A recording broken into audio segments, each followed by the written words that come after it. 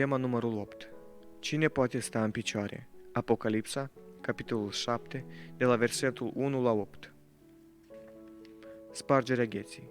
Ați avut ocazia să cumpărați un imobil, un automobil sau să investiți o sumă mare de bani. Ați fost nevoit să treceți pentru aceasta pe la notar sau la alți intermediari? Atunci când ați citit cu atenție documentul, ați fost atent la ștampilă? Ce semnificație are ștampila? Ce informație conține de regulă o ștampilă? Este important ca deținătorul ștampilei să aibă o poziție legală superioară celei pe care o aveți voi înșivă?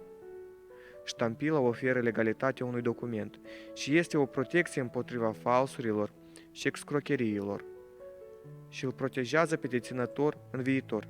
Chiar dacă nu ați făcut o tranzacție însemnantă, chiar și în cazul cumpărăturilor mici, fiți atenți la bonul de plată și la ștampilei de la fabrică și la țara din care provine marfa. Pe mărfurile produse în China nu veți găsi niciodată inscripția Made in Japan. Altfel, vânzătorul ar fi chemat în judecată. Dumnezeu are să ne protejeze prin sigiliul Său, care marchează faptul că îi aparținem. El este Dumnezeul nostru, Creatorul și Răscumpărătorul nostru. Lui aparținem cerul și pământul. Noi l-am primit în inima noastră și ne-am predat Lui. Ce fel de sigiliu este acesta?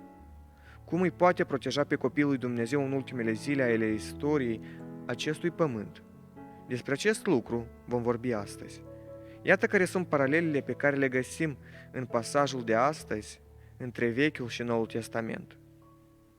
Semn pe frunte, semințele lui Israel, ramuri de finic, necazul cel mare, mielul păstorul, el va șterge orice lacrimă din ochii lor. Care sunt acești 4 îngeri în cele 4 colțuri ale pământului și care este menirea lor? Am spus deja că cele 4 puncte cardinale sunt un simbol pentru întregul pământ, tot globul pământesc, întreagă harta a lumii. Oamenii din vechime vorbeau despre cele 4 capete sau colțuri ale pământului. Vezi Isaia capitolul 11 cu versetul 12. Atunci când prezentau un eveniment ce afecta lumea, în grei sunt slujitorii al lui Dumnezeu, iar vânturile din mânia lor, puterile destrugătoare pe care Dumnezeu le ține în frâu. Viziunea despre îngerii care țineau cele 4 vânturi este foarte asemănătoare cu ceea ce am văzut în vedenia cu pecețile. Când cele 4 făpturi vii îi cheamă pe călăreți, pe cai, descrierea și simbolistica sunt diferite, dar mesajul este același. Dumnezeu acționează conform voii sale, chiar și duhurile rele fiindu-i supuse în așa fel încât nu pot să treacă peste anumite granițe. Vezi Iov, capitolul 38, cu versetul 11. Este interesant să remarcăm faptul că îngerii nu dau drumul vânturilor, ci le țin în frâu, pentru că ele pot vătăma pământul, marea și copacii. Desigur că vorbim aici despre cataclisme naturale. Vedem cât de actuală este astăzi tema ecologismului, a schimbărilor climatice și catastrofelor naturale. Dar în aceste cuvinte se ascund și simboluri, marea, oamenii, neamuri, limbi. Vezi? Apocalipsa, capitolul 17, cu versetul 15. Pământul, mai puțină populație decât în teritoriile reprezentate de mare, dar mult mai puternică în împotrivirea ei față de cei răi. Vezi Apocalipsa, capitolul 12, cu versetul 16. Copacii, personalități deosebite. Vezi Luca, capitolul 23, cu versetul 31, Psalm, capitolul 1, cu versetul 3, Daniel, capitolul 4, versetul 17 și 19. Aceștia sunt oameni credincioși, sau deopotrivă cei care îi se opun și care sunt capabili să influențeze evenimentele mondiale.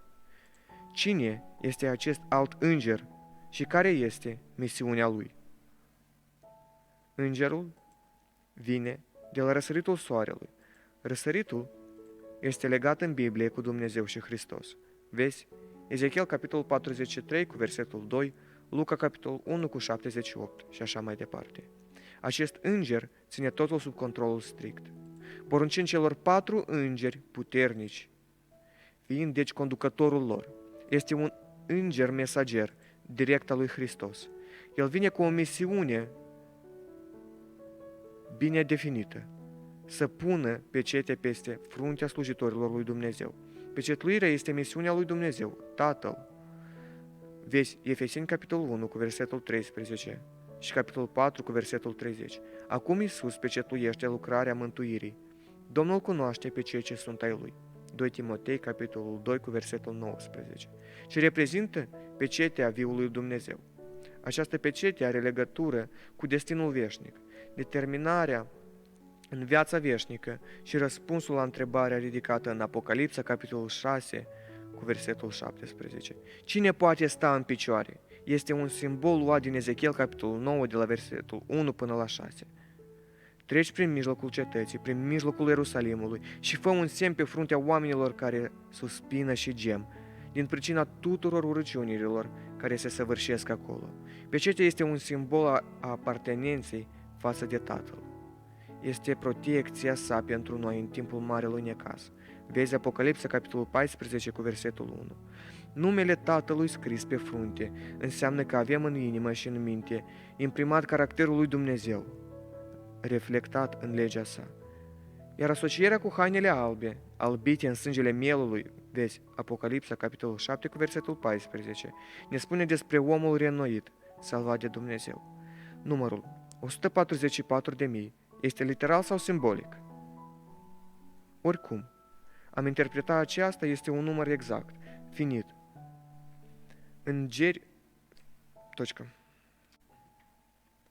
Dar în aceste cuvinte se ascund și simboluri, marea, oamenii, neamuri, limbi. Vezi? Apocalipsa, capitolul 17, cu versetul 15. Pământul, mai puțină populație decât în teritoriile reprezentate de mare, dar mult mai puternică în împotrivirea ei față de cei răi. Vezi Apocalipsa, capitolul 12, cu versetul 16. Copacii, personalități deosebite. Vezi Luca, capitolul 23, cu versetul 31, Psalm, capitolul 1, cu versetul 3, Daniel, capitolul 4, versetul 17 și 19.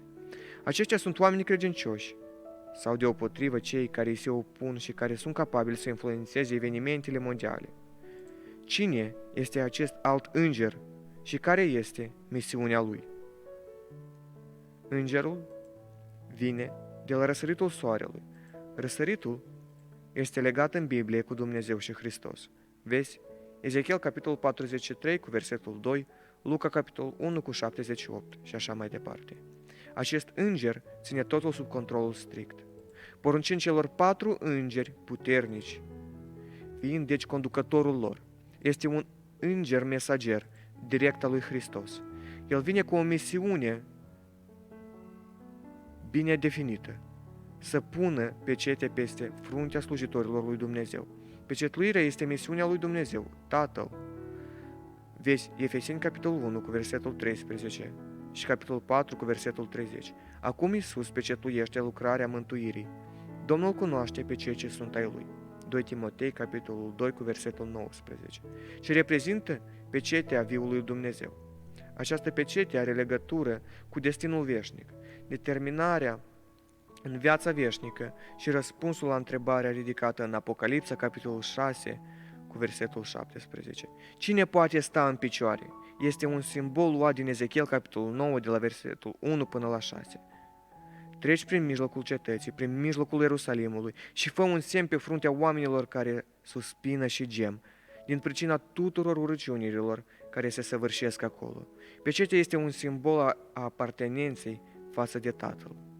Este protecția sa pentru noi în timpul marelui necaz. Vezi Apocalipsa, capitolul 14, cu versetul 1. Numele Tatălui scris pe frunte înseamnă că avem în inimă și în minte imprimat caracterul lui Dumnezeu, reflectat în legea sa. Iar asocierea cu hainele albe, albite în sângele mielului, vezi Apocalipsa, capitolul 7, cu versetul 14, ne spune despre omul reînnoit, salvat de Dumnezeu. Numărul 144.000 este literal sau simbolic. Oricum am interpretat, aceasta este un număr exact, finit. Îngerii sunt capabili să numere această grupă de oameni. Ioan a auzit numărul celor ce fuseseră pecetluiți cu toate acestea. Sunt mai multe argumente care ne fac să credem că aici avem de a face cu un număr simbolic. În primul rând, sunt amintite semințiile lui Israel, într-o vreme în care ele nu mai existau în forma lor inițială. Distrugerea Israelului de Nord a avut loc încă din secolul al VIII-lea, înaintea lui Hristos. La mai puțin de 150 de ani după aceea a fost distrus și regatul de sud, Iudeea. După 70 de ani, doar puțini robi din Babilon au decis să se întoarcă în patrie.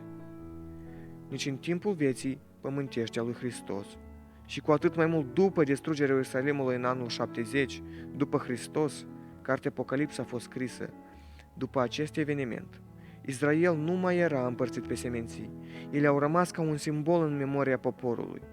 În al doilea rând, însuși numărul conține un simbolism.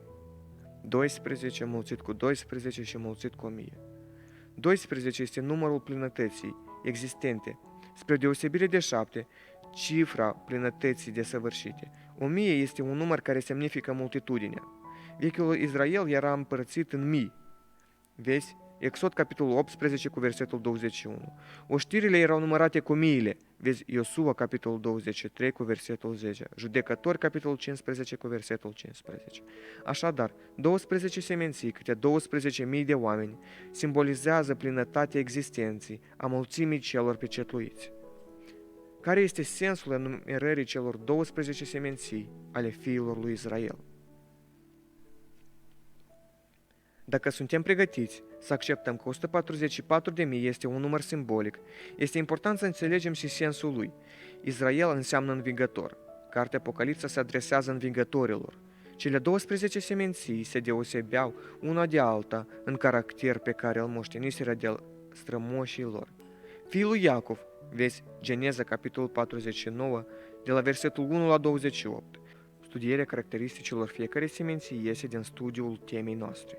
Este o panoramă extinsă a întregii istorii veterotestamentare. Pentru noi este important faptul că poporul lui Dumnezeu învingător a fost mereu alcătuit din personalități diferite ca temperament, cu diferite înclinații naturale și trăsături moștenite.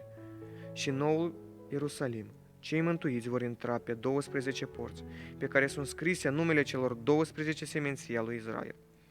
Apocalipsa, capitolul 21, cu versetul 12. Fiecare dintre noi va intra acolo printr-un nume, printr-o poartă. Ne unește un singur Dumnezeu, o singură credință, un singur botez. Dar suntem diferiți, unul de altul. În aceasta constă planul lui Dumnezeu. Prin ce sunt cunoscute semențiile lui Israel, care nu au fost amintite aici? O citire atentă a pasajului ne va ajuta să observăm faptul că semințele lui Efraim și Dan nu sunt amintite. Teologii le numesc seminții pierdute. De fapt, așa cum am spus, erau mult mai multe semenții pierdute pe timpul lui Ioan. Dar biruitorii puteau aparține doar rămășiței diferitelor semenții, pentru că Dumnezeu nu caută la fața omului. Dar și în aceste semenții pierdute este un simbolism. Despre semenția lui Efraim se spune: Efraim s-a lipit de idoli, lasă-l în pace. Osea, capitolul 4, cu versetul 17. Despre Dan chiar Iacov a spus: Dan va judeca pe poporul său ca una din semențiile lui Israel. Dan va fi un șarpe pe drum, o năpârcă pe cărare, mușcând călcâiile calului, făcând să cadă călărețul pe spate. În ajutorul tău nădăjduiesc, Doamne. Geneza, capitolul 49, de la versetul 16 la 18. Aici poate fi vorba despre acea judecată care distruge relații, despre ceea ce a vorbit Iisus. Nu judecați ca să nu fiți judecați. Matei, capitolul 7, cu versetul 1. Cred că mai sunt și alte motive pentru care aceste semenții au fost pierdute.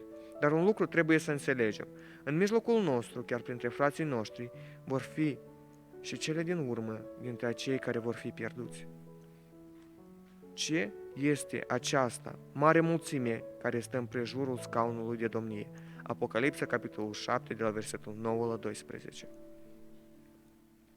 La prima vedere, ni se pare că în prima parte a capitolului 7 și în cea de-a doua parte avem de a face cu două grupe diferite de oameni. Una este un număr exact, cealaltă nu poate fi numărată. O grupă este formată din cele 12 semenții al lui Israel, cealaltă din orice neam, din orice semenție, limbă sau norod.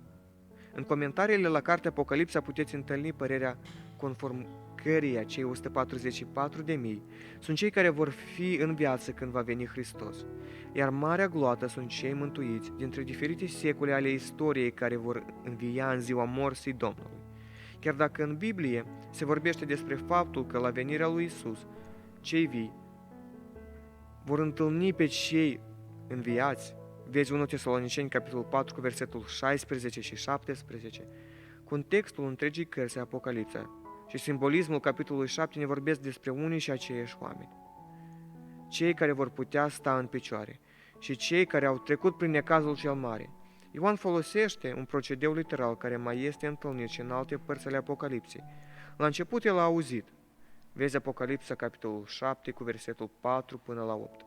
Apoi m-am uitat și iată, Apocalipsa, capitolul 7, de la versetul 9 la 12.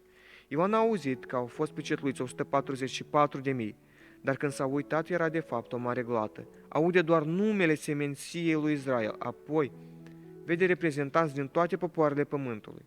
Simbolismul retras devine o realitate, dincolo de cel mai optimiste așteptări. La început, ei se află în fața unui necaz și au nevoie de ajutor. Iată că Dumnezeu trimite un înger cu o pecete salvatoare. Apoi Ioan vede că ei au depășit încercarea și stau înaintea scaunului de domnie a mielului. Sunt salvați, sunt mântuiți, îmbrăcați în haine albe cu ramuri de finic în mâini. Și s-au alăturat deja urmașilor lui Dumnezeu, pe care i-a văzut în ceruri. Vezi Apocalipsa, capitolul 5, cu versetul 11 până la 14. Despre cine este vorba în Apocalipsa, capitolul 7, cu versetul 13 până la 17? Până acum am vorbit despre cine poate sta în marea zi în mânia mielului. Dar am aflat că această zi coincide cu timpul marii strâmtorări, despre care le-a spus Iisus ucenicilor. Vezi Matei, capitolul 24, versetul 21 și 22. Acest lucru înseamnă că nu au loc doar cataclisme și catastrofe naturale, prevestitoare ale distrugerii, că vine de la Dumnezeu. Dar și poporul lui Dumnezeu în acest timp este supus unei mari strâmtorări, așa cum nu a mai fost în istorie. Marea gloată a celor mântuiți a trecut prin necazul cel mare. Apocalipsa, capitolul 7, cu versetul 14. Modul în care aceștia sunt caracterizați de către unul dintre cei 24 de bătrâni, vezi Apocalipsa, capitolul 7, cu versetul 15 la 7, se aseamănă foarte mult cu descrierea din Apocalipsa, capitolul 21, cu versetul 3 la 7. Faptul că îi slujesc lui Dumnezeu și zi și noapte ne amintește de slujirea neîncetată a celor 4 făpturi vii. Vezi Apocalipsa, capitolul 4, cu versetul 8. Este greu să îi slujești lui Dumnezeu zi și noapte în templul său. Mai înainte de toate, acest lucru este extrem de interesant, pentru că nu există în întregul univers un interlocutor așa de măreț ca Dumnezeul nostru. Ce se întâmplă când este ruptă pecetea a 7? Apocalipsa, capitolul 8, cu versetul 1. Aceasta este ultima pecete. Ea închide o pagină de istorie pentru a deschide o alta. În trecut se află istoria răzvrătirii omului și misiunea de salvare a lui Dumnezeu. În față sunt 1000 de ani de domnie în cer. Vezi Apocalipsa, capitolul 20. Apoi judecata finală și veșnicia. A doua venire a avut loc. Cei mântuiți împreună cu Hristos părăsesc pământul afectat de păcat, care arde pentru a se întoarce pe el peste 1000 de ani. În acest moment cerul tace. De ce? Dar de ce au tăcut prietenii lui Iov când au venit la el? Iov, capitolul 2, cu versetul 13. Căci vedeau cât de mare îi este durerea. Iov își pierduse copiii, acum Dumnezeu își pierde copiii, cei care l-au primit și pentru care această zi este întuneric, nu lumină. Vezi Amos, capitolul 5, versetul 18 și 20. Ziua unei mari victorii este însoțită mereu de un moment de reculegere, în memoria celor căzuți. Unii, conform principiului zi-an, interpretează că această jumătate de ceas reprezintă 7 zile. Posibil. Dar nu putem spune cu exactitate că aici se aplică acest principiu de interpretare a timpului, din profeția biblică. Aici avem de a face cu un alt înțeles. Cerul împărtășește simțămintele pe care le are Dumnezeu. Toată atenția universului este îndreptată către evenimentele care abia s-au întâmplat pe pământ. Iar cei mântuiți se înalță acum cu Iisus spre ceruri. O lumină mai mică ce conduce spre lumina cea mare. Nu toți cei care mărturisesc a păstra sabatul vor fi sigilați. Pentru cei care învață pe alții adevărul sunt mulți, care nu vor primi sigiliul lui Dumnezeu pe frunțele lor. Ei au lumina adevărului, cunosc voia stăpânului lor, înțeleg fiecare punct din credința noastră, dar nu fac fapte corespunzătoare. aceștia care sunt atât de familiarizați cu profețiile și cu comorile înțelepciunii divine, ar fi trebuit să acționeze în armonie cu credința lor. Ei ar fi trebuit ca printr-o familie bine ordonată să poată prezenta lumii influența adevărului asupra inimii omenești. Din cauza lipsii consacrării și de evlavie și a faptului că au dat greș în ce atinge un înalt standard religios, ei au făcut ca și în alte suflete să fie mulțumite cu starea lor. Oamenii cu judecată mărginită nu pot vedea că luând ca model pe acești oameni care le-au deschis atât de des comorile cuvântului Dumnezeu, își primejduiesc sufletele. Iisus este singurul model adevărat, fiecare trebuie să cerceteze acum Biblia pentru sine pe genunchi înaintea lui Dumnezeu, cu inima umilă și gata de a primi învățătura ca un copil dacă vrea să cunoască ce cere Dumnezeu de la el. Oricât de înaltă ar fi favoarea în care un slujitor stă înaintea lui Dumnezeu, dacă neglijează să urmeze lumina pe care i-a dat-o Dumnezeu, dacă refuză să se lase învățat asemenea unui copilaș, va ajunge în întuneric, iar înșelăciunile și voia lui Satana vor duce și pe alții pe același drum. Acum este timpul să ne pregătim. Sigiliul lui Dumnezeu nu va fi pus niciodată pe fruntea unui bărbat sau unei femei necurate. El nu va fi pus pe fruntea unui bărbat sau unei femei ambițioase sau care iubește ceea ce este lumesc. El nu va fi pus niciodată pe fruntea bărbaților și femeilor cu limba și inima înșelătoare. Toți cei care primesc sigiliul trebuie să fie fără pată înaintea lui Dumnezeu. Candidații împărăției lui Dumnezeu, mergeți înainte, frați și surorile mele. Ellen White, Mărturii, volumul 5, pagina 213, 214 și 216.